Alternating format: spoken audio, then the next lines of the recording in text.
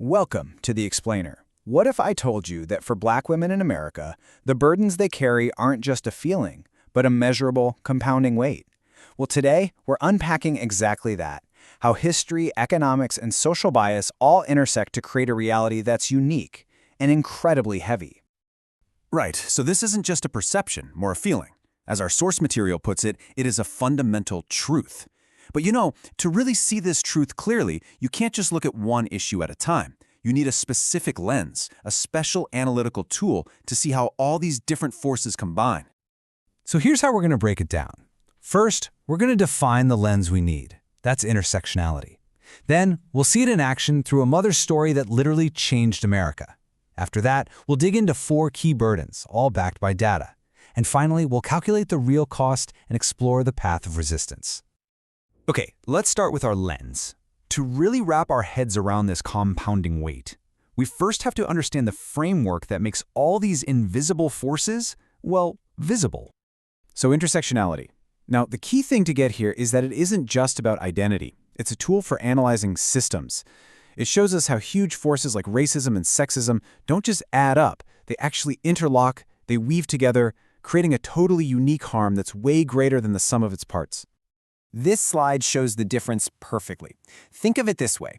Traditional thinking puts racism in one spotlight and sexism in another. But it's totally blind to what happens in the shadows where those 2 beams of light overlap. Intersectional thinking shines a single, combined light right on that spot, making the specific harm that only happens there visible. And here's what that blindness looks like in the real world. In this case, DeGraff and Reed versus GM. The court used that old, single-axis lens. It saw that GM hired black people. They were men in the factory. And it saw that GM hired women. They were white women working as secretaries. So, in the court's view, hey, no discrimination. But the plaintiffs, as black women, were shut out of both jobs. The law was simply unable to see the unique harm happening right there at that intersection. Okay, let's move from legal theory to a story that puts this whole concept into devastatingly sharp focus. This is the story of one mother whose private, personal burden became the conscience of a nation. Mamie Till Mobley never chose to be an activist. She was conscripted by an unthinkable tragedy. When her son Emmett was murdered, her private grief was forcibly merged with a public battle. And think about the intersection here.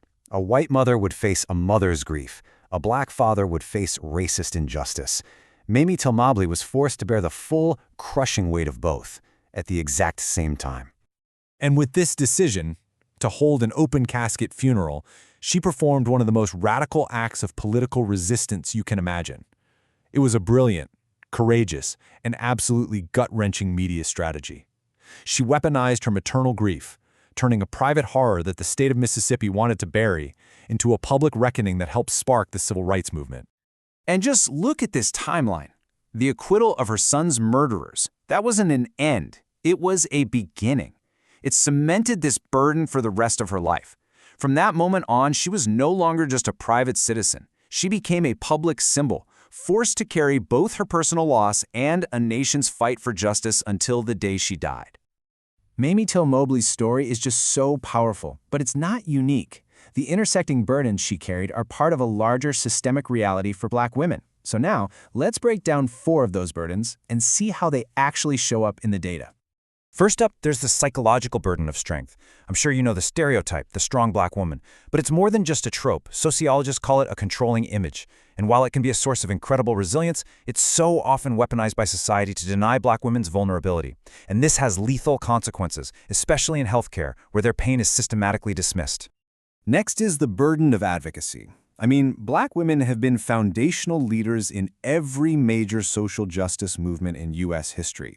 And yet, their contributions are so often minimized or just plain erased, forcing them to fight this 2-front war, one against the main injustice and a second one for recognition and respect inside their own movements. And this brings us to a really key concept, misogynoir. Coined by Dr. Moya Bailey, this term describes the specific, unique venom directed at black women. It's not just racism plus sexism. Think of it like a chemical reaction. It's their blend, which creates a new kind of animus that powers the other burdens and renders black women's unique experiences invisible. And here is the lethal impact of that misogynoir in one staggering number.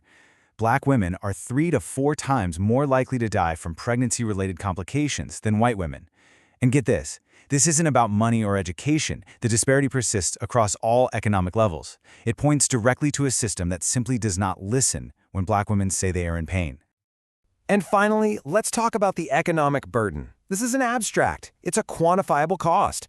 It's a tax that shows up in paychecks, in career paths, and in the mountains of uncompensated care work that basically prop up our society.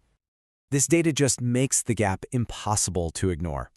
For every single dollar a white non-Hispanic man makes, a Black woman working full-time is paid just 69 cents. That is a massive gap, and it's even wider when you include part-time workers.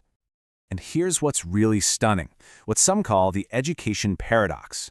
You'd think, right, that more education should close the wage gap, but this data shows the opposite is true. Look at the numbers. The pay gap between Black women and white men actually persists, and in some cases even gets a little wider with more education. This completely demolishes the idea that this gap is just about qualifications. So, let's put it all together. What is the final cost of this compounding weight? And, probably more importantly, what does it even mean to resist it? You see, these burdens aren't just a list, they're a vicious cycle. It starts with misogynoir, which makes Black women invisible. That invisibility is then used to justify their economic exploitation. To survive that exploitation, they're forced to adopt a mask of strength. And finally, that very strength is then conscripted into unpaid advocacy, which brings us right back to the beginning, where their work is made invisible all over again. And that cycle has a tangible economic cost, a price tag. Over a 40-year career, that pay gap adds up to nearly $1 million in lost earnings for a single Black woman. Let that sink in. $946,000. That isn't just a number. That is a life-altering amount of wealth. And so that leaves us with this final, crucial question. The story of Black women in America is absolutely one of profound resistance and resilience, but just celebrating that strength, it isn't enough. The real work, the real question is this: how do we dismantle the very structures that demand such constant, crushing resilience just to survive in the first place?